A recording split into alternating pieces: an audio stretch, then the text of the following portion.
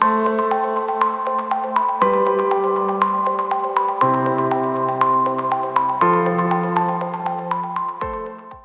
to another edition of the Business and Personal Podcast, where we bring you closer to the people you're doing business with. And today we're joined by techie gurus who are soon to be known as your cyber team. And we're going to talk about cybersecurity. It's something everybody knows they need, but they really don't know how it works or what they need exactly. So they're going to educate us more on that today and what they offer. So first of all, Chris and Angie, thanks for joining us.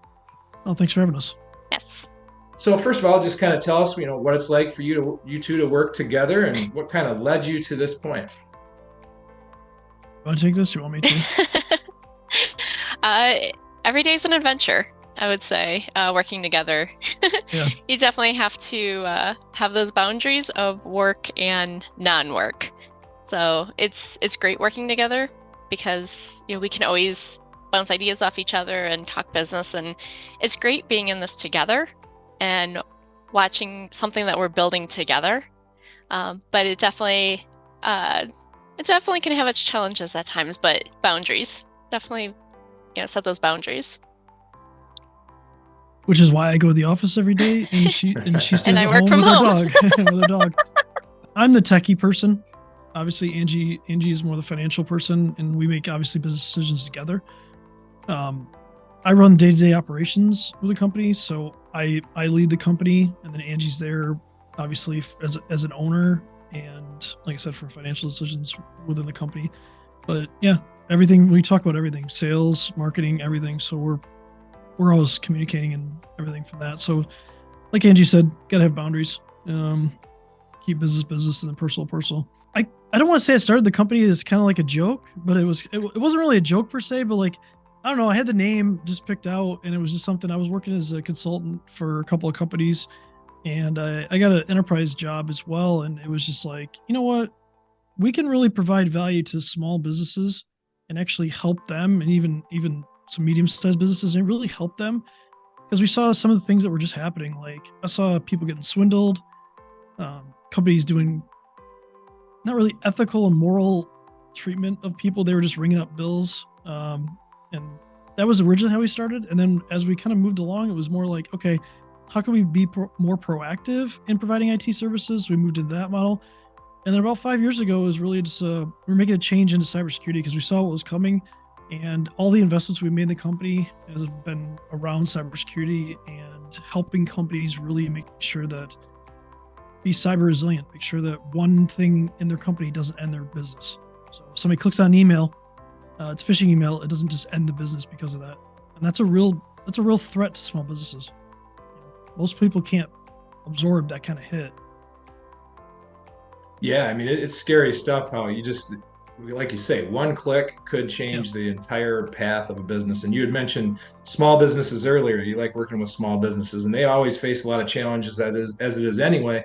And I think it's getting even more challenging with hybrid workforce and all the new technologies and everything out there. What are you seeing on the small business side of the sort of services they need? Oh man, the pandemic threw everybody into a react mode and not really think through the cybersecurity aspect of it. So when everybody had to go remote and they started that, we were already set up for it. But some of the customers we've taken on since then, we've had to really kind of go back with them and kind of say, hey, look, this is kind of a risky behavior that you're taking to be this remote workforce. You should probably make these changes. We're kind of just guiding people down the ability to make those changes and make their company more secure. Because this is a challenge, like especially if you're mostly a remote workforce. Do you allow personal computers? Because if you do, you're putting your business at risk, because personal computers are, let's just say, not safe for most people. And I think one thing too, just to add to that, with me working remote and having another job as well too, when I travel for work, I was always so scared of being on airport Wi-Fi, hotel Wi-Fi, of like doing anything. And I'm like, Chris, I need you to like put me in like a box. Like, I don't want to like do something wrong when I'm on like a public Wi-Fi and cause problems. So some of the tools that he was starting to look into and kind of test himself, he was able to put on my device, and I could really test it from that user perspective. So I think that's one of the differences with us, because I'm not just an owner, I'm a user myself. And getting it from that perspective and really being able to share that user perspective with him, like, hey, no, this, I'm having problems with this, or hey, this is lagging there, giving him that feedback that they may not see from like the tech side of it. So when the pandemic did happen and we had clients calling and be like, we need to send people home, what do we do? Chris was like, oh, we've got tools, we've already been testing it, my wife's been using it, she travels and she's had no problems, no problems with connection or anything like that. So it was really cool. Do you find with the small businesses, they're like, I don't really care how it works, just fix it for me. I don't need to learn it. Just make sure that my problems 100%. go.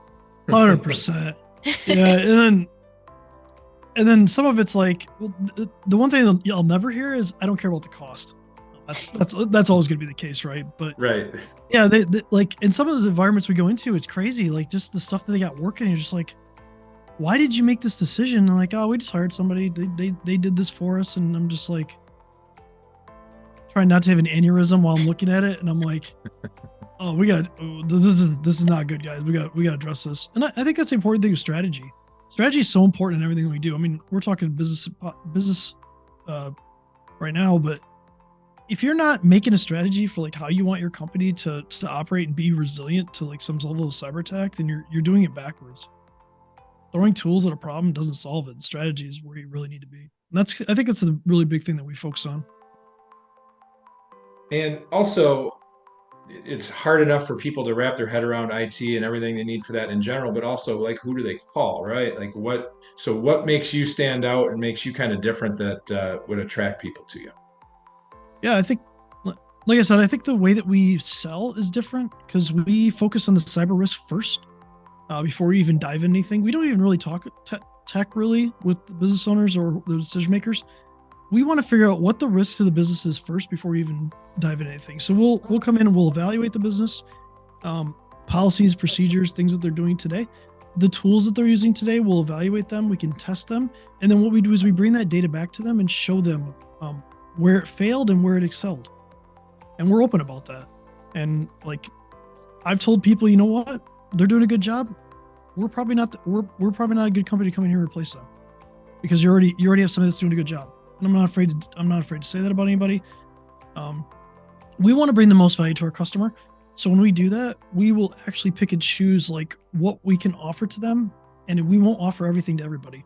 And I think that's a big differentiator. A lot of IT companies are going to come in and say, oh, you just got to do this, load this tool, do this, and we'll cover you no problem. And they don't actually look at the strategy behind it. And they don't know how to build the strategy. Yeah. Sometimes. And then if they do go with us, we'll develop a strategic roadmap for them to say, hey, over the next, like 3 years, year one, this is what we're going to accomplish. And we're going to break that down into like 90-day sprints, year 2, year 3, and really get them a more mature organization. So we're coming at it from that perspective, not necessarily just throw tools at the problem. And then we're part of a diverse couple of communities where we can bring a lot of diversity of thought to the process, where we are constantly communicating with other IT and cybersecurity providers from around the United States. And part of that's a mastermind. So I'm part of 2 masterminds with that. I talk to other IT and cybersecurity business owners, and we come up with strategies that actually help all of us. So even though we're a small company, we don't think like that and we don't act like it. And, in any business, not everybody's going to do business with everybody. Not everybody's a perfect fit to work with somebody. And you only have so much bandwidth with the size of your company as well. But What would you say would be the ideal sort of client that fits you? I think I'd go with persona over vertical. We help manufacturing and financial services a lot more than anybody else. But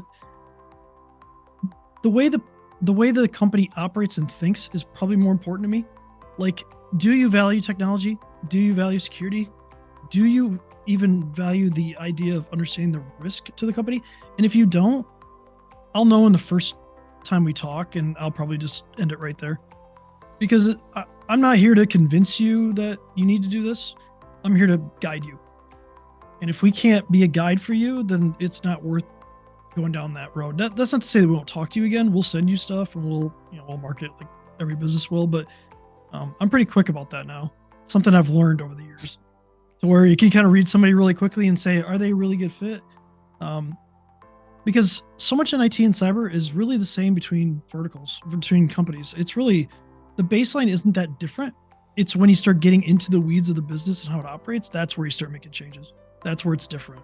Yeah, absolutely. It's that type of business owner who understands they don't know everything about security or IT, but they know they need help and they want to do what's best for their clients.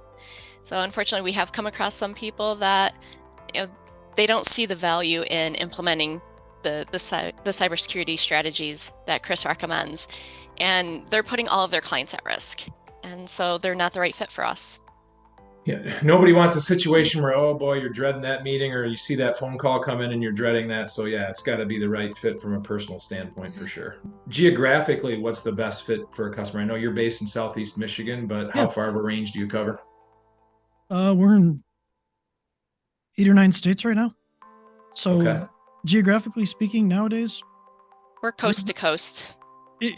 Inside the United States, preferably, because doing international is a little different. But right. We do business with companies that have international wings to their business. So they might be a subsidiary, and we talk to them, no problem. We don't do business directly with them, but no, I don't have a limit. Time zone maybe might be more of a concern for people than that, but like from a cybersecurity perspective, if we're doing strategy and things, like, there's no limit. If it was managed IT, it's a little different. Do you need to do an on-site visit for, if it's not a state client like that, like one on-site visit to get them launched, or are you able to do everything you need to remotely? We could pretty much do everything remote. With it, if it's a large enough customer, we might go on site because it might be more beneficial to them for speed.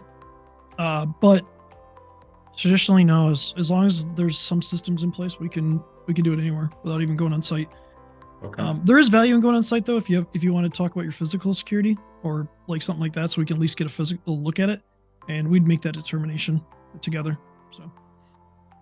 So I alluded to it earlier. There's a new branding name change taking place right now, going from the Techie Gurus to your cyber team. So what's coming down the road here for you? Yeah. Full sprint into cloud and cybersecurity. That's where the cyber part comes from. We've been doing managed IT for a long time, and I think we bring more value from a cybersecurity perspective, like I said, with the strategy part. We just felt the branding needed that refreshing, and to really signify what we're trying to go for with customers and with helping people. Because we have a mission. We want to help more than 1 million people in the next 5 years to really just protect them. And that only way we can do that is helping businesses who then, it filters down through their employees and the companies that they do business with and stuff like that. So I want to keep people safe. That's our mission. So 1 million people, Angie. You think you guys are up for that? That's an awesome goal. we're totally up for it. I love hearing success stories. I'm sure you've come into a situation that was. It's usually you get the calls probably when there's a problem, and you come in and try to fix it. So, could you share one with us that particularly you really finally remember? I'll give you 2, and I'll make it quick. One was a prospect we've been talking to, and they called us up one day and they're like, we think something's going on with our email. We're like, okay. And we talked them through it. We did a little bit of instant response with them, and somebody got access to their main administrator's email and was sending out things to their customers, like fake invoices and things like that, trying to get it paid. And we were able to stop it and help them. Now we're not lawyers by any stretch of the imagination, so we always refer people to lawyers for this. And we were able to work with them and their counsel and kind of debrief them on what happened, and they were able to kind of go back out to their customers. Luckily, there's no loss there, which was really good, and they were super happy about it. We responded within 15 minutes, and what's weird about it is I was one of the people that got the email with them trying to swindle. So that's why we called them. We were like, hold on, something's going on here. So my team got involved. We called them. Another one was somebody had their paycheck stolen, and we went in there and looked at it. And this is a wild one. The hackers got access to a salesperson's email, read their email, was in there for probably, I think it was like 3 or 4 days, realized they were going on vacation, sent a crafted email to the HR director with a fake looking check. I mean, this looked like a real check. It was fake check. It was like, I just want my payroll changed. And the person just changed it. If you looked at the address on the check, it was a liquor store. So they just picked an address of something near the person, and it was in the same city the person lived. And we came in there, and they were able to get the money back, luckily, because they caught it quick enough. But we had to come in there and help them lock that down. And then they made changes to their email system based on what we recommended. Those are the most common right now. We're just email and text. So yeah, these hackers get creative, huh? They'll do anything to fix their habit, whatever it takes to get in there. They will sit there now and read and try to send emails like you. Oh my goodness. And invoice manipulation is a big deal right now. Trying to steal payroll, trying to get people just to change their payroll is a big deal. Well, and now with AI, before you could always find like the grammar errors and the misspellings and things like that for phishing emails, but now with AI, they're getting sophisticated. So you have to be very, very vigilant. And the branding's on point. Mm-hmm. They steal the branding. They put the branding on there. They'll steal invoices, like I said, and they'll rebrand. They'll change them. They'll change wire information on there. It's crazy.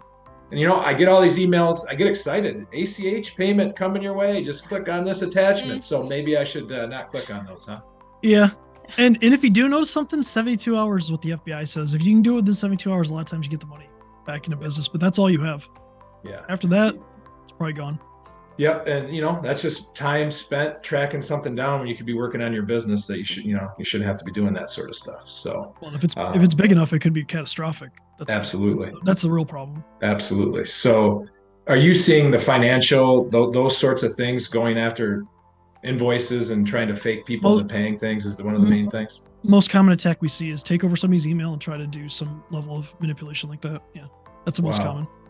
Ransomware is fancy and fun, and people love it because they see it, and it's catastrophic to most businesses, at least small ones. But that's not the most common. That's like an after effect for a lot of these. Yeah. Well, my goal in this podcast was to shine a light on y'all, and because again, people know they need this. They a lot of times don't know what to do or who to call. So hopefully, getting your name out there a little bit more. What is the best way for people to reach you to kind of get a consultation started and get the process going? Yeah, if you go to yourcyberteam.com, you can actually just register right there for a strategy session with me. You can connect with me on LinkedIn. Search for Chris Burns or Chris M. Burns on LinkedIn. You can find me and connect with me. I love connecting with people on LinkedIn. I think that's probably the best way for us. But no, we do a free 26-minute consultation. No questions asked. You just come talk to me, and we determine from there if there's a path forward. And if there's not, great. But I'm going to give you value regardless. So he will be asking questions in those 26 minutes. But I ask questions. I asked a lot of questions. Angie, do you have any kind of closing thoughts for us just on what you're seeing out there and whatnot? Just be suspicious, be vigilant, and all it takes is just taking a pause. And if you see something suspicious coming from someone that like something just doesn't quite feel right, pick up the phone and call that person. Don't go through email.